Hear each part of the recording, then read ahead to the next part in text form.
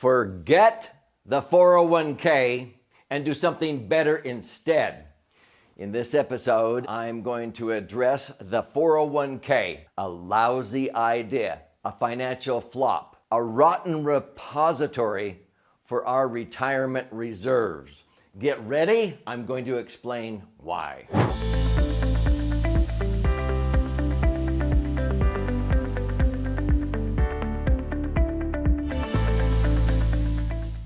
So my name's Doug Andrew. I've been a financial strategist and a retirement planning specialist now for more than 4.5 decades. And I've noticed that a lot of Americans, I feel, are duped into putting their money into traditional IRAs and 401ks, thinking that's the best way to save and prepare for retirement. And frankly, there's a lot of flaws in that reasoning.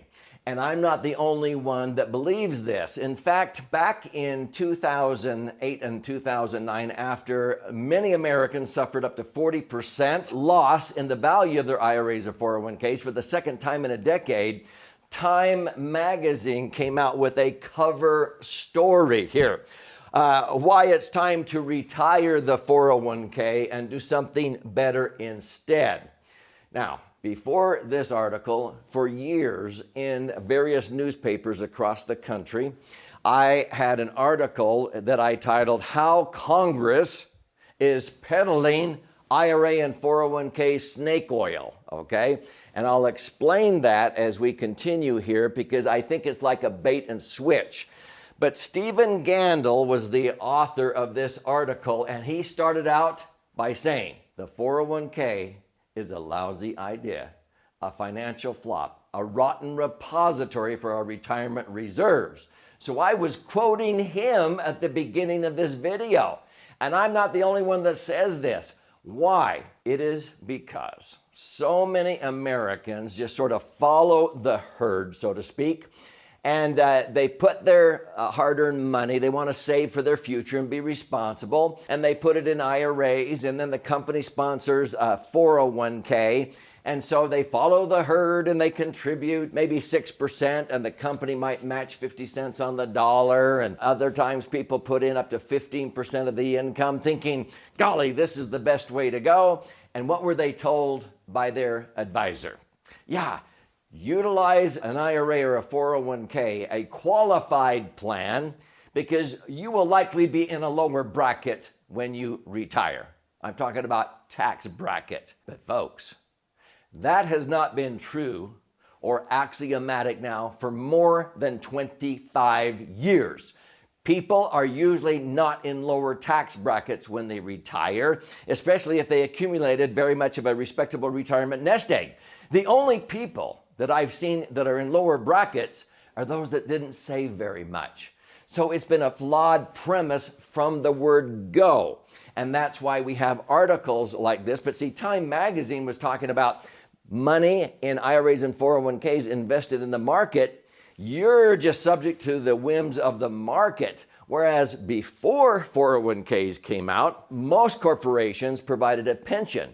Many school teachers, officers, firefighters, they receive pensions based upon an amount that is contributed, but somebody has to manage that pension fund so that they will have the wherewithal when it comes time to retire. And there's a lot of pensions that were going under.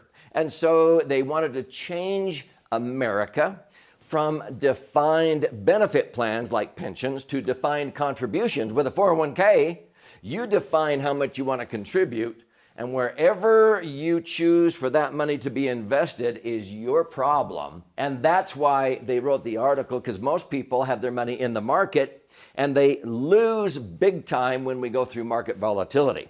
So let's look at what IRAs and 401ks, these are qualified plans, and what the premise has been when they were first originated. See, I've often asked many taxpayers, is postponing tax a good idea? Now, I use the word postpone. These are called tax deferred plans. I would call it procrastinate.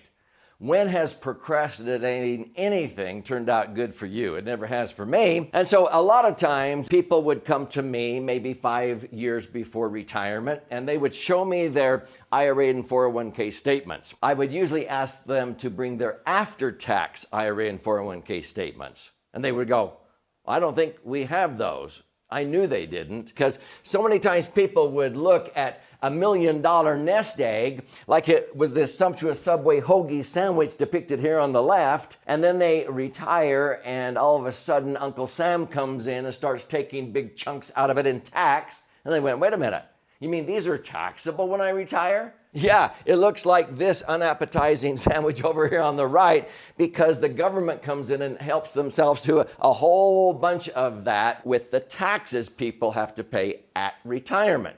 And people were told, well, you'll be in a lower bracket. Well, that just has not been true. Why? See, most Americans are going down the highway of life, so to speak, trying to achieve a destination of financial independence, and they have one foot on the gas pedal and the other foot on the brake pedal, and they don't even know they're doing it. They're putting money into tax-deferred IRAs and 401ks. Okay, that's the foot on the gas. But the foot on the brake is they're usually getting rid of their tax deductions as they go. Most Americans, they try to pay off their house. The kids are gone in retirement, so even if they move back home as adult kids, you can't deduct them anymore. If they're a business owner, they don't have those deductions anymore. Congress keeps raising taxes. And so what happens is a lot of Americans don't have the same tax deductions they had when they were working. They're not contributing money in retirement to IRAs or 401ks. So I've seen many people at retirement in as higher tax bracket as they were ever in during their earning years, even if they have less income because the deductions have all been gone, and they continue through retirement with one foot on the gas and the other foot on the brake, and they don't know how to solve it. I'm going to teach you how. So let's review real quick what a qualified plan is. Qualified with who? Uncle Sam, the government, okay? Uncle Sam is your partner. And so when you have a qualified plan, like an IRA, 401k, 403b, 457, pension, profit sharing plans, these are all qualified with the government. And so we do it sometimes because the pros, we get tax deductible funding, we get tax deferred growth, and maybe possible matching from the employer. But what are the cons? When you go to use the money, it's fully taxed as you use it. You must use it up based upon the government's life expectancy formula. These are required minimum distributions because they've been planning on this tax revenue for years. They've been using you as their savings bond. Does that make sense? And then the remainder is potentially taxed twice upon passing to non-spousal heirs. Most savvy CPAs and tax attorneys will agree with me that the worst place to leave money when you pass away is in your IRAs and 401ks to leave it to your children. You're not saving tax. Most kids now, if they inherit an IRA or 401k, must take the money out. They cannot convert it to their own. They have to pay tax within 10 years. The government has been waiting for that tax revenue. So what happens is when people would come to me with their yet to be taxed IRAs and 401ks, I would usually ask, golly, are you planning your retirement or Uncle Sam's? Who are you saving for? Because if they accumulated $1 million, that's not all your money. Only about $650,000 or $700,000 of the million is your money. If you pull out $75,000 a year, if you were earning 7.5% on $1 million nest egg, $75,000, you have to pay a third of that usually between federal and state tax in taxes. So you have to pay $25,000, and you're netting $50,000 to buy gas and groceries, prescriptions, and golf green fees. And you may say, well, if I tighten my belt, I can get by on $50,000. Because of government spending, the printing of money, in less than a decade from now, maybe less than 7 years, you'll need $100,000 to buy the same gallons of gas and loaves of bread that $50,000 used to buy. You'll have to pull out twice as much money out of your IRAs or 401ks. Do you know that most Americans, they will have totally depleted their IRAs and 401ks within 11 years based upon conservative estimates of taxes and inflation. Now, before I explain to you what the original champions of 401ks actually said, why they lament the day they ever came up with that idea, if this is resonating with you and you want to share this with someone else, be sure and share. Post a comment, like, subscribe to this channel because I post an in-depth answer to a financial question almost on a daily basis. Stay with me to the end because I want to gift you a copy of my most recent 300-page best-selling book, The Laser Fund. And that's at laserfund.com, but I want to share with you why this is so critical and why you need to protect yourself from the dangers of taxes, inflation, and market volatility. When 2017 came around, the original champions of the 401k, this was an article in the Wall Street Journal, I think it was like January 2nd, they basically said they lamented the day they ever came up with the idea of the 401k. Why? Because so many Americans used it as their primary retirement savings vehicle. It was never intended to be the primary savings, but as soon as corporations could wash their hands of having to provide pensions and put it on the shoulders of the people, the workers, to contribute to define the contribution, they could just match it if they wanted to.